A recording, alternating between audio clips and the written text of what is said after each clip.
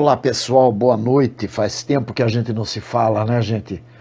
E veja só o que está acontecendo lá. Amanhã é o dia D. Aliás, amanhã não, daqui a algumas poucas horas. Estamos no dia 24, 2h09 da manhã. E daqui a umas poucas horas nós teremos lá o julgamento pelo TRF4 do apedeuta e as suas peripécias, né? Ele já foi condenado a 9 anos e 6 meses de prisão pelo juiz federal Sérgio Moro em primeira instância. E ele deve ser julgado agora pelo TRF4 na segunda instância. Essa segunda instância deve, digamos assim, ela corrobora aquilo que o Sérgio Moro está falando. Existe uma tentativa aí de intimidação ao TRF4, mas eu creio que essa intimidação não vai funcionar muito bem, não. Esse povo não sabe muito bem com quem está lidando. Eu estou achando muito legal o que está acontecendo no Brasil. Está havendo uma mudança de paradigma do povo com relação a algumas atitudes da caterva que segue ao apedeuta. Eu vi hoje ainda uma matéria no YouTube, onde a tropa de choque da Mancha Azul, que é uma torcida organizada do time do Cruzeiro, eles, quando os manifestantes do MST resolveram fechar a rodovia, eles foram lá e botaram o MST para correr. E eles botaram o MST para correr de uma forma bastante interessante. Eu gostei do vídeo, gente. Eu acho que está na hora realmente de uma atitude dessa, porque esse povo só faz arruaça quando eles encontram pessoas fracas pelo caminho, pessoas pacatas. Quando eles encontram pessoas que realmente querem botar para quebrar também, eles vão afrouxar. Tá, por quê? Porque, na verdade, eles vão encontrar gente com o mesmo peso que eles. E quando eu vi isso me deu uma certa injeção de ânimo. Porque se nós pegarmos aí essas torcidas organizadas que temos pelo Brasil, e essas torcidas resolverem seguir a cartilha decentemente, porque o problema está no seguinte: a petezada toda está dizendo o seguinte, que o que tem o Lula a roubar se a roubalheira é institucionalizada no Brasil?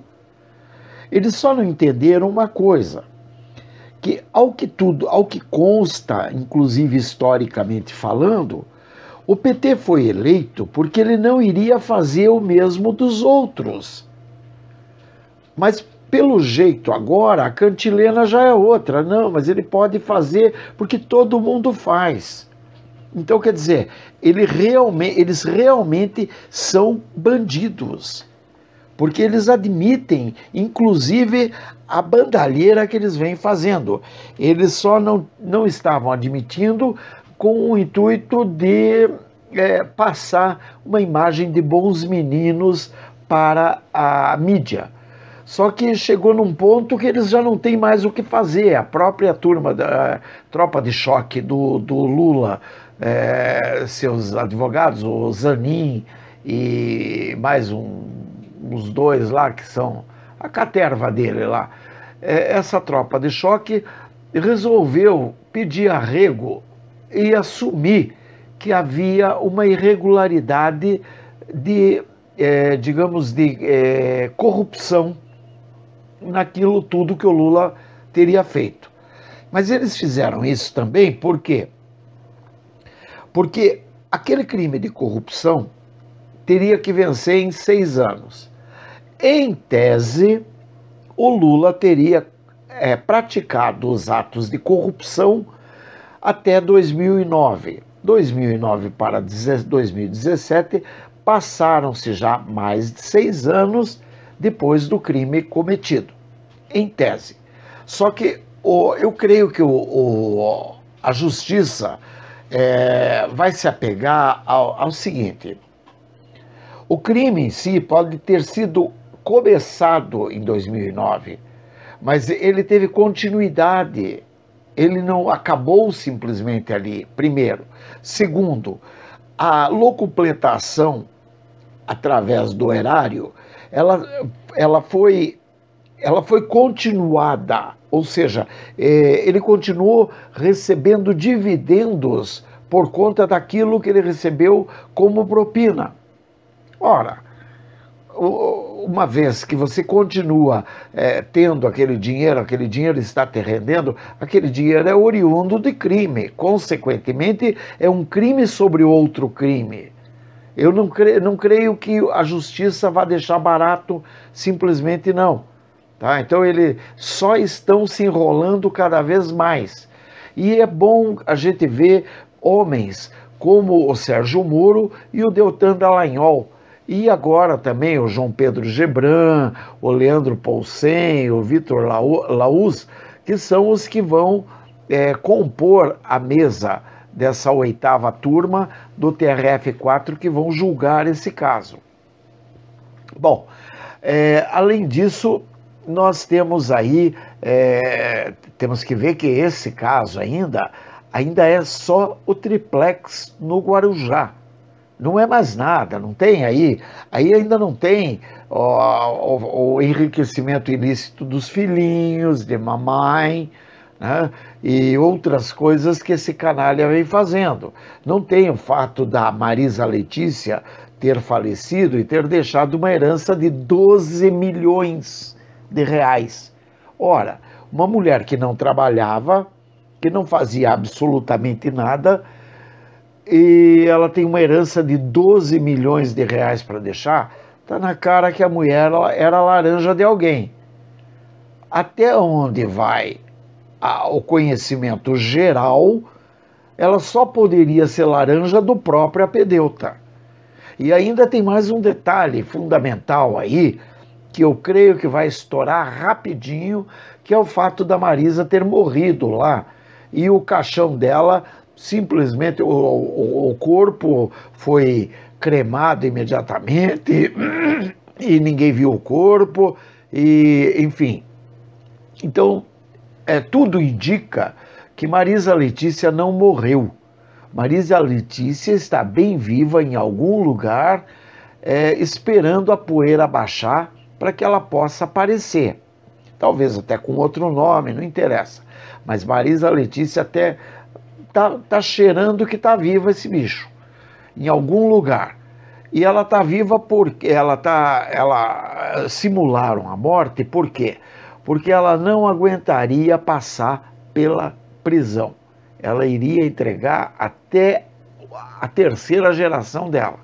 Então ela não tem o perfil que teria, por exemplo, um Zé Dirceu e um Vacari, né, que são pessoas que estão muito quietas e, aliás, a hora que eles começarem a cantar, isso daí canta que é uma beleza, isso parece um sabiá daqueles bem treinados, né? Então nós vamos ver coisas maravilhosas aí. Agora, de qualquer forma, ainda tem muita coisa para rolar, tem muita água para passar por baixo dessa ponte, porque a gente está falando de um triplex que foi avaliado em 1,3 milhões, mais 1,1 milhão de reforma, quer dizer, dá 2 milhões e 400. Aí ainda não tem dinheiro nenhum aí, porque, segundo a OAS, o PT levou algo perto de 16 milhões de reais desviados da Petrobras. Então, quer dizer, vai aparecer muito mais dinheiro aí que foi dado para o apedeuta e para a caterva dele, os filhinhos dele e todos aqueles laranjas que o cercaram, porque é claro que ele não iria deixar nenhum bilhetinho dizendo: fui feliz do meu roubo, volto depois para prestar contas. Não, ele não vai aparecer isso daí. Assim como existe ainda também a questão da dona Rosemary, né? Aquela Rose que sumiu, que ninguém sabe, ninguém viu, mas a mulher também muita coisa para contar. Aquilo ali ainda vai dar muita água para rolar. Essa mulher tem muita história aí que ela deve saber, porque ela levava uma... ela viajava com um passaporte diplomático. Isso dava o direito a ela de ter também uma bagagem diplomática. Ou seja, ela tinha direito a ter uma mala, ou 10 malas, ou 100 malas, não importa quantas malas ela estivesse levando, fazia parte de uma bagagem diplomática. Consequentemente, essa bagagem não era revistada. E por isso, dessa forma, foi que ela entrou com aqueles milhões de euros em Portugal, e que supostamente esse dinheiro teria sido depositado no Banco do Espírito Santo, lá em Portugal. É um dinheiro que desapareceu, ninguém sabe, ninguém viu, ninguém sabe de nada. E eram muitos milhões em euros. Ou seja, a hora que isso é convertido para reais, na proporção de 3 por 1, então se eram 20 milhões, vai ser 60 milhões de reais, algo parecido. E isso só pela mão da Rose. Existem outras coisas ainda, o contrabando de pedras preciosas, que supostamente ela teria feito a mando do apedeuta da África para a Europa. Então, aí vai pintar mais coisa ainda. Então, quer dizer, nós temos aí muita coisa ainda que vai acontecer, que vai colocar o Lula cada vez mais para dentro da cela. Acho que até essa é uma das razões pela qual o Dr. Sérgio Moro não está muito interessado em trancafiá-lo tão cedo, não.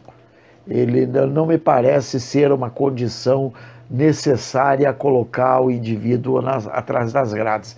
Até porque ele, fora das grades, ele faz muita besteira, ele se entrega muito. Então, o objetivo de não prendê-lo não é tanto porque eles não conseguem prendê-lo, é porque ele, fora das grades, ele se movimenta de tal forma que é como aquela velha história: o criminoso sempre retorna à cena do crime.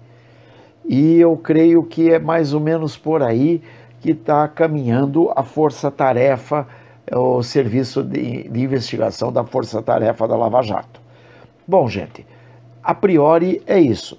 Vamos ver o que vai acontecer e vamos torcer para que o nosso país tenha uma mudança de paradigma nessas próximas horas, que nós possamos vibrar não tanto pela condenação, apesar de que a condenação de um criminoso, ela é sempre bem-vinda, tá? Não é o problema não é condenar o cara, o problema é condenar aquele que efetivamente deve, e ele deve.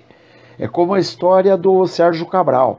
Sérgio Cabral veio preso para Curitiba e andava de algemas nos pés e nas mãos. Aí algumas pessoas vieram até falar para mim que não achavam aquilo justo, porque não precisava aquilo tudo, afinal de contas o cara nem é tão criminoso assim. Bom, veja bem, isso é muito relativo, porque o Sérgio Cabral, desviando dinheiro da saúde, da educação e da segurança, a gente pode dizer com todas as letras que grande parte das balas perdidas, das mortes por conta de assalto, enfim, por falta de segurança, ou seja, isso daí é responsabilidade que recai sobre ele, porque ele desviou o dinheiro da segurança. Então não tem o que discutir. Mesma coisa é o seu apedeuta, o Lula, que ele vai ter que pagar por isso, não porque nós queremos, não porque exista um ódio da direita contra a esquerda, não existe. Primeiro porque não existe direita no Brasil. Primeiro ponto é esse. Segundo ponto, claro e fundamental, é o fato de que não existe um ódio para com ele. O que está existindo é que ele está gozando da cara do povo brasileiro. E com isso, é claro que, puxa vida, está deixando todo mundo nervoso. O cara tira o dinheiro da saúde, da educação, da segurança ainda fica gozando com a cara de todo mundo. Poxa, não tem condições. E os PTs da vida, né, a caterva que o segue, tem que pagar pelo crime de, no mínimo, omissão. E quando não omissão, é proteção à quadrilha. Aquele que protege, aquele que dá condição à quadrilha de continuar atuando, ele é tão criminoso quanto o outro que comete o crime. Então, não tem o que discutir. Isso é lei. E se é só aplicar a lei. Agora, é claro, mas tem alguma prova? O problema todo, eles se apegam à chamada prova. Bom, primeiro, nunca, em momento algum que possamos ter sido assaltados, o ladrão pegou e apresentou seus documentos para a gente. Quem está te assaltando aqui é o Zé da esquina. Não, ninguém faz isso. Eles procuram cometer o delito sem deixar rastros. Por quê? Porque se eles deixarem rastros, eles poderão ser presos mesmo. Então, esse é o problema. E o apedeuta, não, mas ele não tem prova contra ele. Como que não tem prova contra ele? Está cheio de prova contra ele. A começar pelo fato de que, claro, ele não iria deixar jamais rastro. Agora, foi ele que indicou, ele cobrava do fulano, ele chamou um daqueles caras que recebia propina no subsolo, lá na garagem, lá do não sei da onde, lá do hangar, e para perguntar para o cara se o cara estava roubando na Petrobras. E eu acho que nem Madre Teresa de Calcutá acreditaria no cara, né? Quer dizer, você chama um bandido para perguntar para ele se ele está roubando? Ora, meu querido, se só faz isso se você é realmente o líder da quadrilha. Porque, do contrário, o bandido, inclusive, te mataria. Então, quer dizer, ele vem com papo mole, uma conversa de comedor de pudim, contar uma história para o povo brasileiro, e o povo brasileiro, alguns até engolem essa brincadeira. Isso aí é piada, gente, isso é piada. E eu acho que nós temos que realmente apoiar, quer dizer, nós temos que apoiar o Sérgio Moro, tudo que está acontecendo aí, porque realmente nós vamos ter que mudar este país. Um grande abraço, sejam sempre muito bem-vindos.